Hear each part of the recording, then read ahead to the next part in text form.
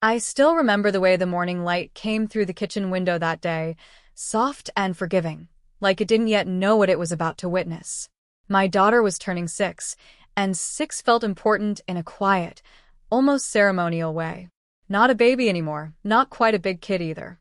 The age where you still believe adults know what they're doing, where the world feels mostly safe because the people around you tell you it is. I wanted to protect that feeling for her for as long as I could. I had woken up early before her, moving through the house carefully so the floorboards wouldn't creak. I remember thinking how strange it was that even silence felt loud on days like that. I made pancakes shaped like hearts, burned the first batch, laughed at myself, and tried again. There were balloons tied to chairs, a small stack of wrapped presents on the dining table, and a homemade banner that said, "Happy 6th birthday," in letters that leaned slightly to the right because I'm not good with tape or patience. Nothing about that morning felt ominous. If anything, it felt fragile in a hopeful way, like glass you don't want to touch too hard. The doorbell rang around 10. I wasn't expecting anyone yet. The small party with her friends wasn't until the afternoon. When I opened the door, there was no one there, just a medium-sized box placed neatly on the porch, wrapped in brown paper with a pink ribbon tied around it, so perfectly, it almost looked rehearsed. The return label told me everything before I even picked it up. My in-laws. Always precise. Always intentional. I brought the box inside and set it on the table with the others. I didn't open it right away. There was a note taped on top in my mother-in-law's handwriting, careful and slanted, telling me to make sure my daughter opened it today. Not tomorrow. Not later. Today. That small insistence brushed against something in me, but I ignored it. I was good at ignoring things back then. It was practically a survival skill. When my daughter came downstairs, her hair messy from sleep and her eyes bright with the kind of excitement only children can hold without exhaustion, she froze when she saw the decorations. That pause, that silent processing before joy, is something I wish I had memorized better. She smiled, then laughed, then ran straight into my arms, wrapping herself around me like I was part of the celebration itself. The morning moved forward the way mornings like that always do. Pancakes were eaten. Syrup ended up in places syrup shouldn't be.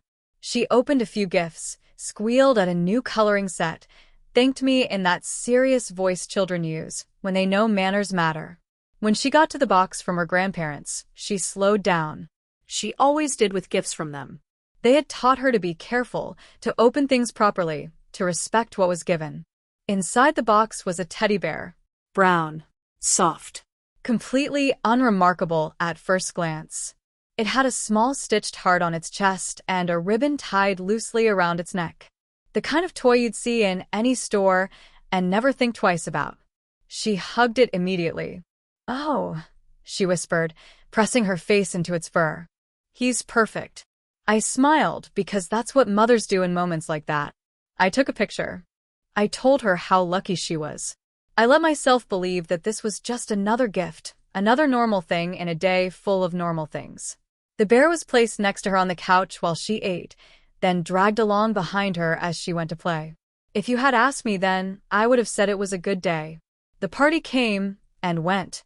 Children filled the house with noise and movement. Parents lingered awkwardly, sipping coffee, making small talk. I performed the role of a relaxed, capable mother the way you perform something you've practiced for years. Smiling at the right moments. Laughing at the right volume. Pretending nothing in my life was cracked beneath the surface. About 20 minutes after the last cupcake was served, my daughter appeared in the doorway holding the teddy bear in one arm. She wasn't crying. She wasn't upset.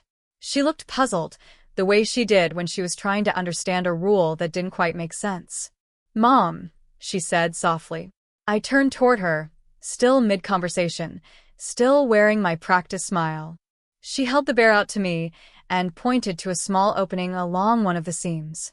It was barely noticeable, hidden beneath the fur, like something designed not to be found unless you were looking closely. "What's this?" she asked. Something in my body reacted before my mind did. A tightening, a coldness that spread too fast to ignore. I walked over, took the bear from her hands and looked. Inside, just past the torn seam, was something hard. Not stuffing. Not fabric. Something solid, pressing back when I touched it. I didn't scream. I didn't gasp. I didn't say anything at all. I told her it was probably broken. I told her I'd fix it. I told her to go play. She believed me. That's what hurts the most to remember. How easily she believed me. I carried the teddy bear down the hallway into my bedroom and locked the door behind me. My hands were shaking by the time I sat down on the bed. I opened the seam wider, carefully, deliberately, as if whatever was inside might explode if I moved too fast. It didn't explode. It just existed.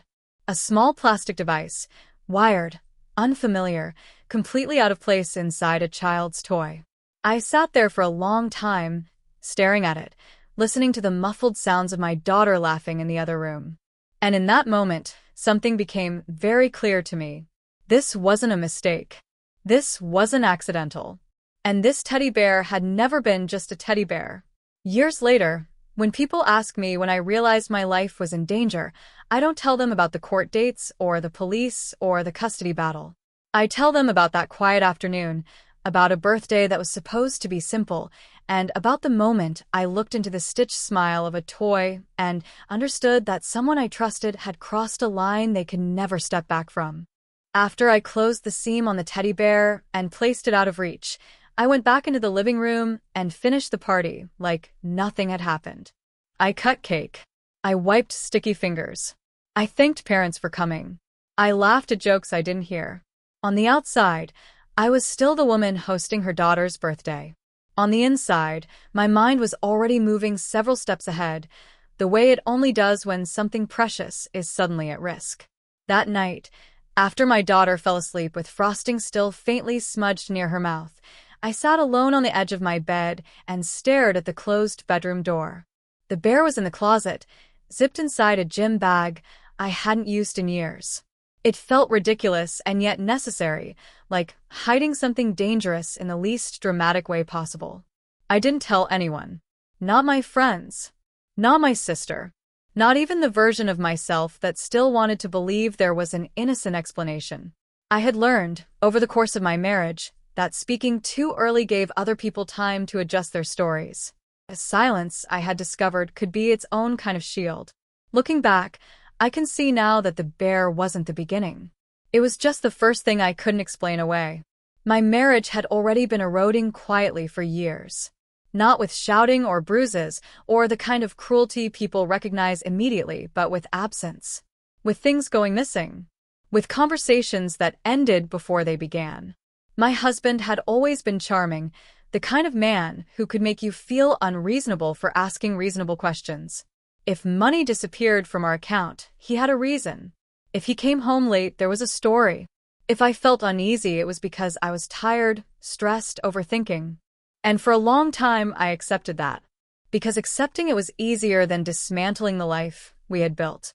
Because I wanted my daughter to grow up in one home, with two parents, with a sense of stability that I never had. My in-laws were always present, orbiting our lives like concerned observers who never quite crossed the line into open hostility. They asked questions that sounded helpful, but felt invasive. How much was I saving? What accounts were in my name? Whether I'd thought about moving money around for security. They framed everything as concern, as wisdom, as experience. I used to think they were just overbearing. Now I understand they were monitoring. When my daughter was born, the tension sharpened. Parenthood has a way of exposing cracks you didn't know were there. Bills felt heavier. Conversations became transactional. My husband grew restless, distracted, protective of his phone in a way that felt disproportionate. Money left our accounts in small amounts, never enough to cause immediate panic, always enough to keep me alert. Every time I asked, the answer shifted slightly. Groceries, insurance, a friend in trouble, work expenses. Each explanation was plausible on its own. Together, they formed a pattern I didn't want to name. I didn't want to name it because naming it would mean acknowledging that my daughter's future might be tied to something unstable. That the man she called daddy might not be capable of protecting her from himself. The final shift came after my father died. Grief rearranges priorities in ways you don't expect. In the middle of planning a funeral and sorting through memories, I learned that my father had left money behind. Not a fortune, but enough to matter. Enough to create options. Enough to change the balance in a household already strained by unspoken conflict. A portion of it was placed in a trust for my daughter. For school. For emergencies. For the future. It was the kind of quiet protection a parent leaves behind when they know they won't be there to intervene anymore. When my husband found out, something in him changed. At first, he framed it as collaboration. We could use a little of it to stabilize things. It was for our daughter anyway. Then it became urgency. Debts that couldn't wait. Opportunities that required immediate action. Situations that would get worse if we hesitated. When I said no, he didn't argue with facts. He argued with tone. With loyalty. With trust. His parents joined in without hesitation. At dinner. On the phone. In passing comments that landed harder than they sounded. A good mother sacrifices. Money is meant to be used. You can't take it with you. It became clear that what they wanted wasn't partnership. It was access. That was when I filed for divorce. I didn't do it in anger. I did it the way you make a difficult medical decision, with resignation and clarity. I offered fairness. Shared custody. Clean financial separation. Peace. I wanted my daughter to see adults handle conflict without turning it into a war. For a moment, it looked like it might work. And then the teddy bear arrived. Sitting alone in my room that night, I took it out of the bag again. I didn't open it further. I didn't remove the device. I just held it, feeling the weight of it in my hands. How easily it could have stayed hidden. How easily my daughter could have carried it into her room, into her bed, into every private corner of her life. That was when the fear settled into something more focused. If someone was willing to place a device inside a child's toy, they weren't improvising. They were planning. I began paying attention in a way I hadn't before. To messages that felt rehearsed. To sudden politeness. To how often my husband asked where we were, what we were doing, who was around. To how his parents spoke about my mental state, my stress, my instability, always in tones that sounded sympathetic and never were. I didn't confront them. I didn't accuse. I documented. Photos. Dates. Screenshots. Bank statements. Small inconsistencies that formed a larger shape when placed side by side. I learned quickly that the most dangerous people aren't the loud ones. They're the ones who smile while they reposition you as the problem. When my lawyer called to tell me my husband had changed his custody request, I wasn't surprised. He no longer wanted shared custody. He wanted full control. And in that moment, the teddy bear stopped being a mystery and became a warning. Because no one escalates like that unless they believe they're running out of time. I didn't take the teddy bear apart right away. That hesitation wasn't denial, it was instinct. Somewhere deep inside me, a part that had learned to survive quietly, I knew that once I fully understood what I was holding, there would be no going back to pretending. So for 2 days, the bear stayed hidden while I watched everything else more closely than I ever had before. My phone, my messages, my daughter's routines. The way silence itself seemed heavier, as if the house knew it was being observed. On the 3rd night, after my daughter fell asleep, I sat on the bedroom floor with the bear in my lap and a small pair of scissors I had taken from the kitchen drawer. I worked slowly, carefully, cutting only enough thread to widen the seam without damaging what was inside. The device slid into my palm with a weight that felt wrong for something meant to live inside a child's toy. It was smooth plastic, no brand name, just a tiny light and a slot I didn't recognize at first. I stared at it for a long time, trying to decide whether I was overreacting or underreacting, and then I did the most ordinary thing in the world. I searched for it online. The results came back faster than my breathing slowed. A recording component. A location tracker. Not military grade, not cinematic, just functional enough to do exactly what it was designed to do. Listen. Follow. Collect. My hands went cold as I scrolled, reading descriptions that sounded clinical and neutral, as if spying on a child were just another hobby someone might pick up. I thought about how often my daughter talked to her toys. How she whispered secrets to them the way children do, believing they were safe because they were soft. I thought about bedtime, about car rides, about moments that belonged only to us. And I felt something in me harden into certainty. This wasn't curiosity. This was surveillance. I didn't call my husband. I didn't confront his parents. I already knew how those conversations would unfold. Confusion, denial, concern for my mental health, a suggestion that I was imagining things because of the stress of divorce. They had rehearsed that part long before the bear ever arrived. Instead, I took pictures, close-ups, angles, serial numbers so small they looked accidental. I backed them up in places I didn't normally use, places I knew no one else had access to. I wrapped the device in tissue paper and sealed it inside a bag, then placed it somewhere my daughter would never find it. Protecting her meant thinking like someone who expected to be challenged. The next morning, my lawyer called. Her voice was calm, professional, almost gentle when she told me my husband had rejected the shared custody agreement. He was now requesting full custody, citing concerns about my emotional stability and ability to provide a consistent environment. As she spoke, I felt an odd sense of alignment settle in my chest, like puzzle pieces finally clicking together. The bear. The device. The sudden urgency. None of it was random. They weren't trying to watch my daughter because they were worried about her. They were trying to build a narrative. In their version of events, I was unstable, forgetful, overwhelmed, a mother who couldn't be trusted. And if they could collect enough fragments, enough moments taken out of context, they could present concern as fact and control as protection. Full custody wouldn't just give them access to my daughter. It would give them access to what they had wanted all along, her future. That was the moment I stopped hoping this would resolve quietly. I brought everything to my lawyer.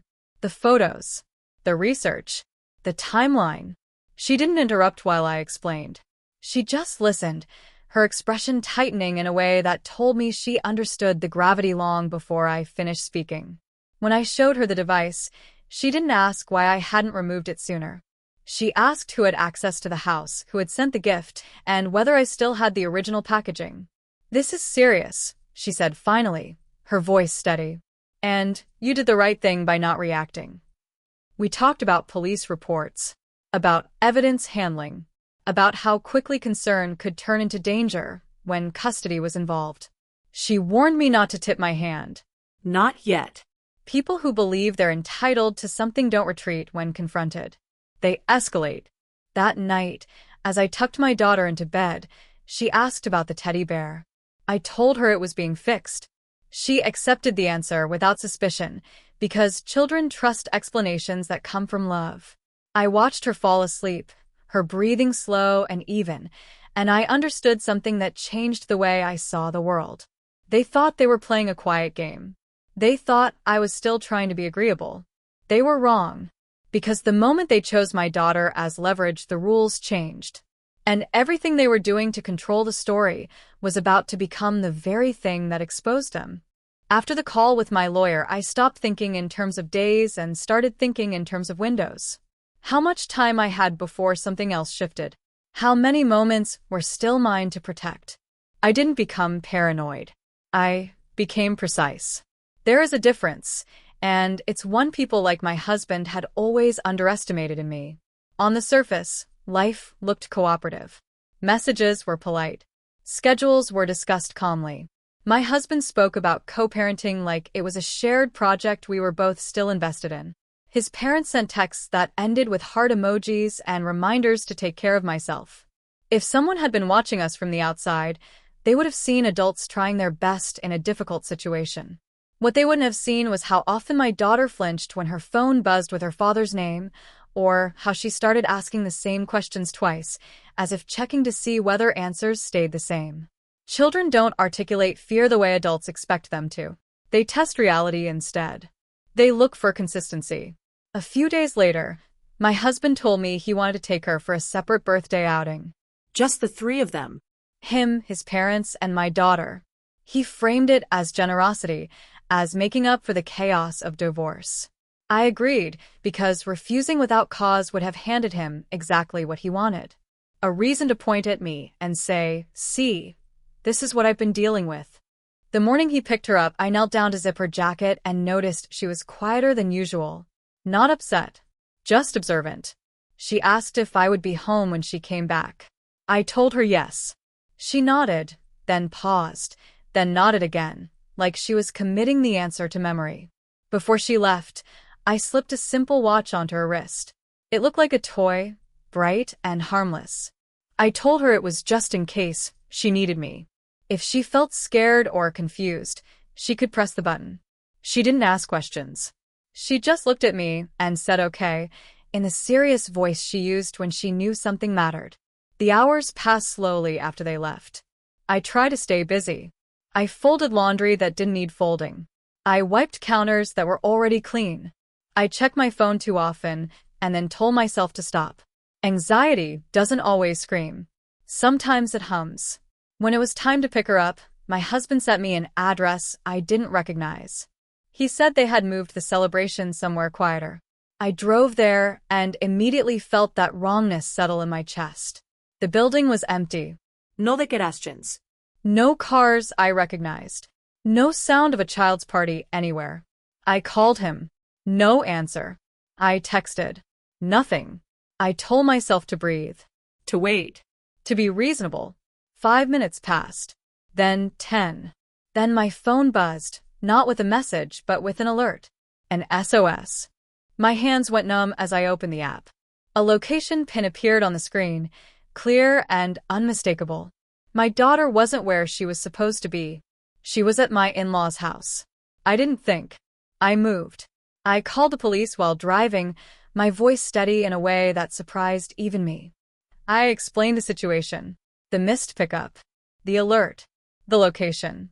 I didn't embellish. I didn't plead. I stuck to facts, because facts don't unravel under pressure. When I turned onto their street, a patrol car was already there. Relief and fury collided in my chest so hard I thought I might stop breathing. I parked badly and ran toward the house, my heart pounding louder than my footsteps. The door opened before I knocked. My daughter came out first. She ran straight into me, wrapping her arms around my waist with a force that told me everything I needed to know. She was shaking. Her face was wet with tears she had tried to hold back. I dropped to my knees and held her, breathing her in, grounding myself in the reality of her warmth, her weight, her presence. Behind her, my mother-in-law stood in the doorway, hands clasped, her expression carefully arranged. She spoke softly, as if we were all guests in a misunderstanding. She said my daughter had gotten confused. She said children are sensitive. She said maybe I hadn't been clear about the pickup time. My daughter pulled back just enough to look at me. Her voice cracked when she spoke. She said Grandma told her I didn't come. She said Grandma told her sometimes mommies forget things. She said she got scared and pressed the button because she thought she'd been left. The officer asked a few questions. My in-laws answered smoothly. Too smoothly. My husband was nowhere to be seen. I didn't argue there. I didn't correct them on the porch. I picked my daughter up, thanked the officer, and said we were going home. My mother-in-law's mouth tightened just slightly, a crack in the performance that most people would miss. At home, I made hot chocolate. I sat with my daughter until her breathing slowed and her body relaxed against mine. I told her I hadn't forgotten her. Not ever. She nodded, exhaustion overtaking fear. Later that night, after she fell asleep, I checked the watch app again. I expected timestamps. Coordinates. What I didn't expect was the audio file attached to the SOS alert. I sat on the edge of my bed in the dark and pressed play. At first, there was static. Fabric shifting.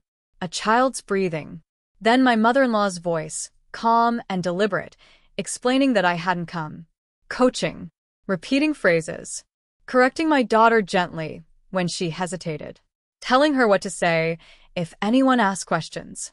Telling her that daddy needed help and that sometimes mommies aren't stable enough to help. I stopped the recording before it ended because I didn't need to hear any more to understand what this was. This wasn't confusion. It was conditioning. And they had no idea that in trying to control the story, they had recorded their own confession. The next few weeks unfolded quietly, the way serious things often do. There were no dramatic confrontations, no raised voices, no moments that felt cinematic. Just paperwork, meetings, and a careful transfer of truth from private fear into public record. I gave my lawyer the audio file, without commentary. I let the recording speak for itself, because it didn't need interpretation. It was clear. It was measured. It was devastating in its calmness. When my husband finally called, his tone had changed. He didn't accuse me. He didn't threaten. He asked questions that sounded like concern but landed like inventory. What do you have? Who knows? How did this happen? I answered politely and minimally, the way you do when you understand that anything you give will be used to construct a new version of events. I didn't tell him about the device in the teddy bear. I didn't have to. We were already past that point. The court date came sooner than I expected. Family court doesn't look like television. It looks like tired people sitting on hard chairs, pretending this is just another administrative process. But when the audio was played, the room changed. Not dramatically. Subtly. A shift in posture. A pause that lingered too long. The judge asked for the recording to be replayed. Then again, one specific section. My daughter's small voice repeating words she didn't fully understand, guided by an adult who knew exactly what they were doing. My in-laws didn't look at me. My husband stared at the table. No one called them monsters. No one needed to. The judge spoke carefully about boundaries, about influence, about the long-term psychological impact of manipulating a child's trust. She spoke about safety in a way that made it clear this was no longer a theoretical concern. Temporary orders were issued that day. Supervised visits only. No unsupervised contact with extended family. No gifts without inspection. No communication outside documented channels. I walked out of that building holding my daughter's hand, feeling lighter not because we had won, but because the ground beneath us had stopped shifting. The teddy bear came up later. Not in court, but in a separate investigation that unfolded quietly, methodically. The device was traced. The purchase history existed. Explanations were offered, then revised, then withdrawn. In the end, it didn't matter why they claimed it was there. What mattered was that it had been. We moved a few months later. Not far, just enough to create space. My daughter started sleeping through the night again. She stopped asking the same questions twice. She went back to telling her toy stories instead of secrets. We didn't talk about what happened often, but when she did bring it up, she spoke without fear. That was how I knew we were healing. Years have passed now. I'm telling this story from a place of stability, not trauma. I'm remarried. My daughter is older, sharper, and wonderfully stubborn. She remembers the watch, but not why she needed it. I let that be enough.